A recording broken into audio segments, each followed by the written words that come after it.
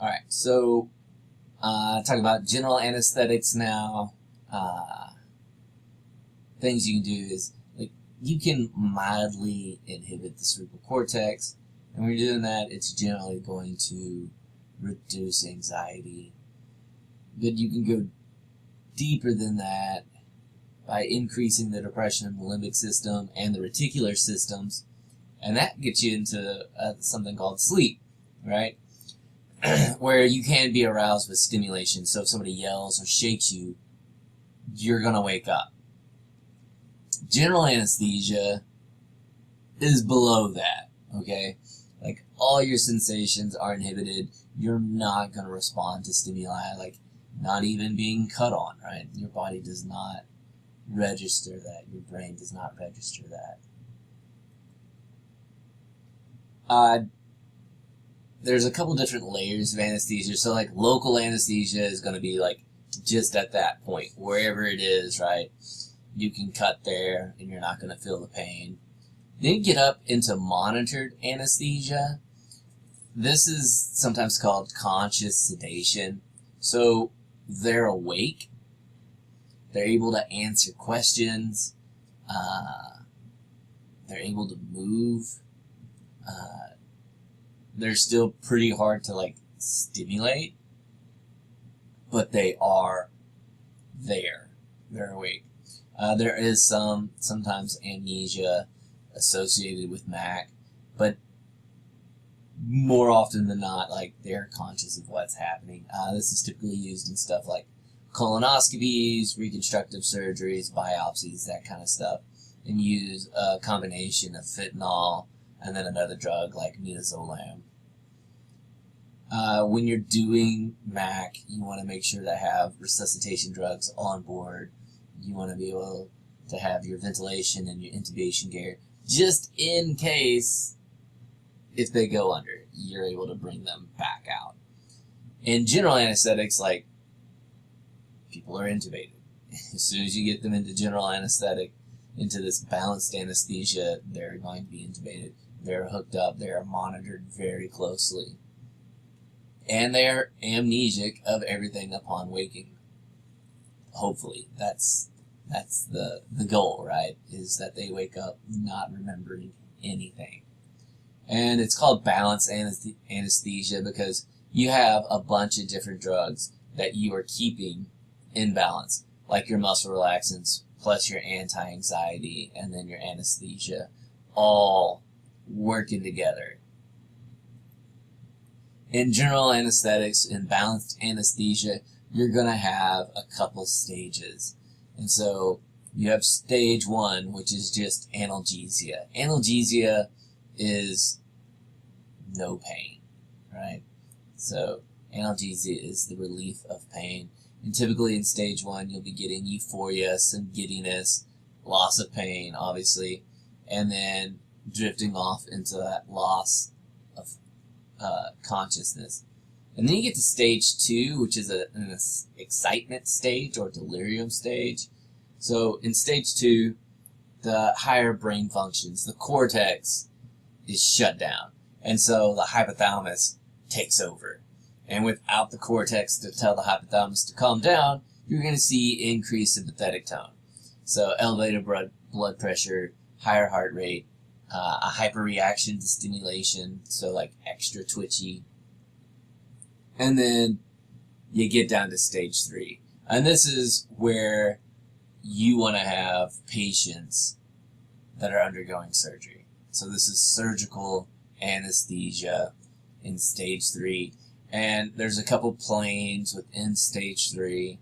And then you get to stage 4, which is medullary paralysis. This is, you have given them too much drugs. Like in anesthesia, you want to keep them out, but not like out.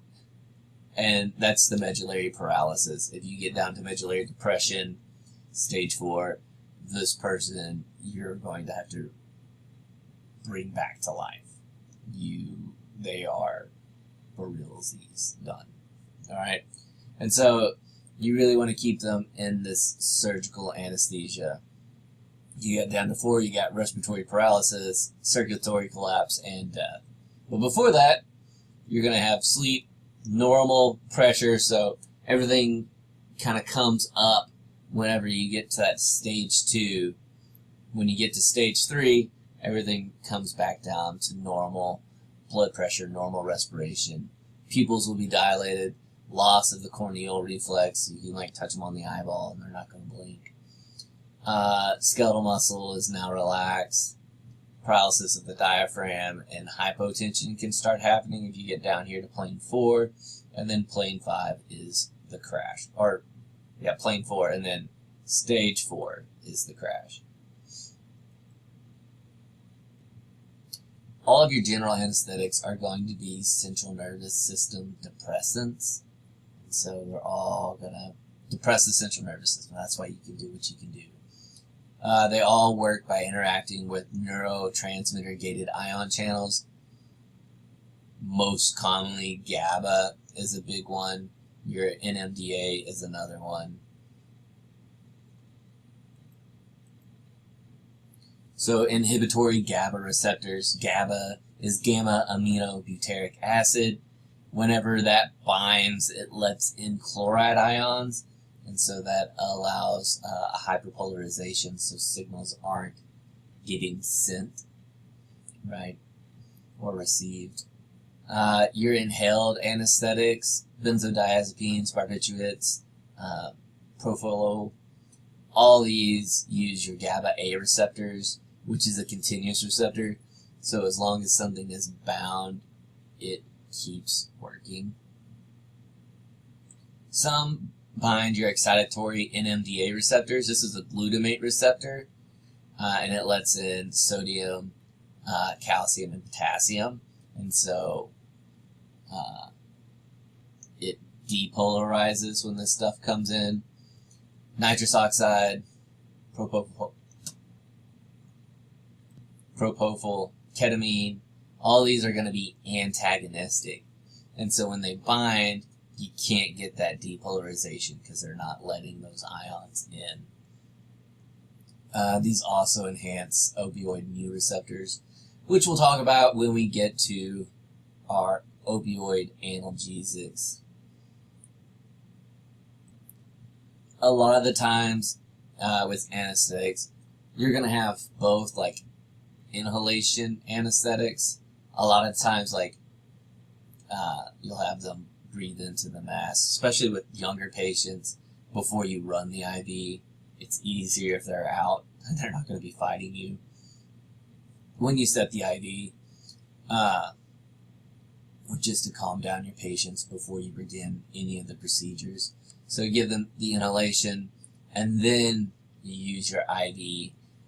Typically with the IV anesthetics and the inhalation anesthetics, they actually are pretty synergistic. They work together. And there's a benefit for the patient because you have this minimal alveolar concentration, so it's not just the gas coming in, and you have some of that intravenous to help balance off those two types of anesthetics. Alright, so of your general anesthetics, we have a couple historical anesthetics like chloroform and ether. Chloroform, probably seen it in movies, right, where they put the mask or the rag with chloroform on it over the person's face and then they're out. Ether, also historically used. Chloroform, like, no one uses anymore. It's a carcinogenic agent, like it's dangerous. It is a dangerous drug, molecule, whatever. Ether sometimes is still used in maintenance, but it has a lot of nausea and vomiting involved with it. Sojourn is a bronchodilator. Low chances of nausea and vomiting. It's really good for maintenance, so you're not going to induce somebody with Sojourn, but to keep them steady, like, this is a pretty good inhaled anesthetic. Nitrous, really common, especially like in dental surgeries. So laughing gas, it works really quickly, but it's not very good at getting people into stage 3 and keeping them in stage 3. And, like when you're doing any type of surgery, like stage 3 is like the gold standard. Like you want to get into stage 3. But nitrous doesn't really do that. Good for dental surgeries if you want like people to be like semi-conscious, maybe a little amnesic. It's great because it has a low risk of nausea and vomiting. Ketamine, get that one IV. You can't breathe it in. It's really good at inducing, maintaining, and for MAC. So that monitored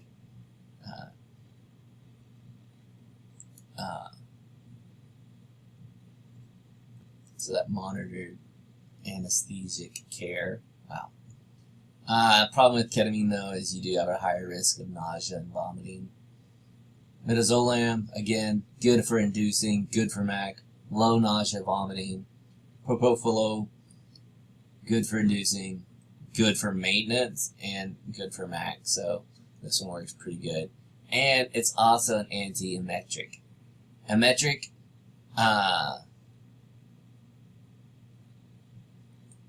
means not vomiting, not emetrous.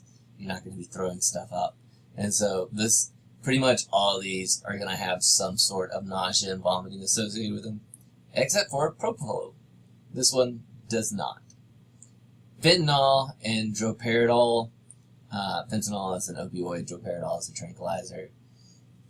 This one's good to keep people conscious, so conscious sedation. You're going to see a lot of fentanyl with any of your MACs. It really helps to balance them and relax them so you can carry out whatever procedure you need them to be awake for. You do get neuroleptal analgesia, and so they have analgesia. There's not going to be any pain associated with that.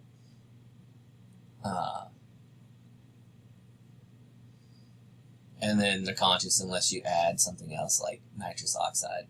Something to watch out with ketamine is it is a stimulant of the sympathetic autonomic nervous system, and so you can get stuff like vasoconstriction, but also it can increase muscle tone, and so like their eyes can stay open while they're sedated.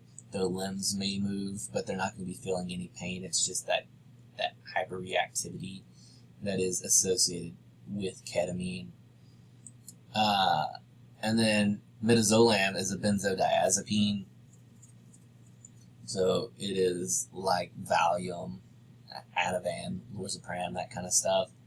And it's inhibited by grapefruit juice. And also ethanol. So like if people are coming in, it's like you can't have X, Y, and Z. And one of the things is like you cannot have grapefruit juice because the drug we're giving you will not work if you've had grapefruit juice.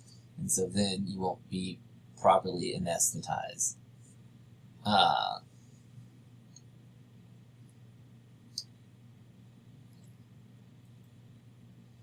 Then, of course, secondary effects. Nausea and vomiting is a big one with any general anesthesia. It's really common, especially with motion, can increase that nausea. What you do see, though, is you're going to decrease the anxiety. You're going to sedate that person. They're going to have dilated cerebral blood vessels, which could give increased cerebral pressure. So this is bad for anybody that might have tumors in the brain or already potentially high cerebral pressure because you'll be pushing on the brain. All your volatile anesthetics can cause nausea, vomiting. So any of the ones that you're breathing through a mask can make you sick or make you feel sick, right? With the respiratory system, it's going to depress it, except for ketamine, which is going to increase it. All your volatiles are really good bronchodilators, which is good because you want them open so you can breathe in more and have them work well. A lot of them irritate the respiratory line. This is termed pungency. So when they breathe it in, it can cause them to cough and sputter if they aren't already sedated. So for a lot of these, excluding Sojourn, like you want to have them induced before they start breathing it in, or else it's really pungent. It's not very comfortable. On the cardiovascular system, the myocardium and your BPs decrease. Surgeries could cause a catecholamine release from the adrenal medulla. So something that you see with patients who've undergone surgery is like their bodies, while they're amnesic of all that, but their bodies are still aware that there has been tissue damage and it can release catecholamines. They can come out of it and the next day be like, oh my God, I'm so exhausted. I have no energy. Not fully just because of the drugs they're on, but because their body had sustained serious tissue damage, right? And so that energy is being used to repair that stuff. Skeletal muscle depression in the pyramidal and spinal reflexes, the muscles are relaxed, which is something you want. You don't want them twitching, right? Your hepatic and renal systems, the volatiles decrease the blood flow and glomerular filtration rate, and so they'll be clearing these drugs slower. The urinary output decreases. Something that happens rarely is about 1 in 30,000 people, a metabolite can bind to your hepatocyte, and then your immune cells pick up on that as a pathogen, and so they start attacking your hepatocytes, and this can cause something that's called type 2 hepatitis. With that, you really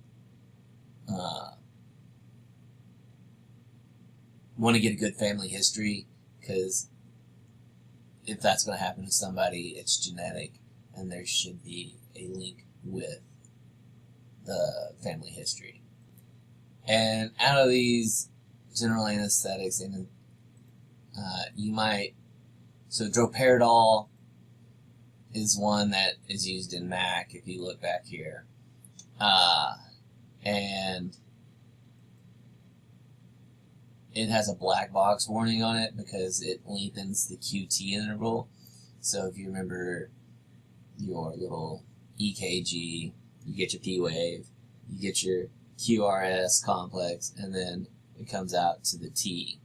So with that atrial repole, it extends that out and can cause atrial fibrillation. So anybody with prior heart conditions, you don't want to be giving them droperidol. It can cause fatal cardiac arrhythmias. Something you might see on stuff is a PONV. This stands for post-operative nausea and vomiting. And again, a lot of the secondary effects, especially with your volatiles, is going to be vomit-inducing. Sojourn, that sevoflurane is really the volatile of choice of late because of its anti-emetic effects. So,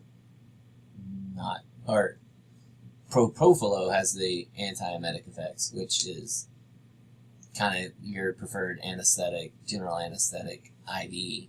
And then sevoflurane is your general anesthetic for breathing it in because it's less pungent. Alright, and so that's it for our general anesthetics.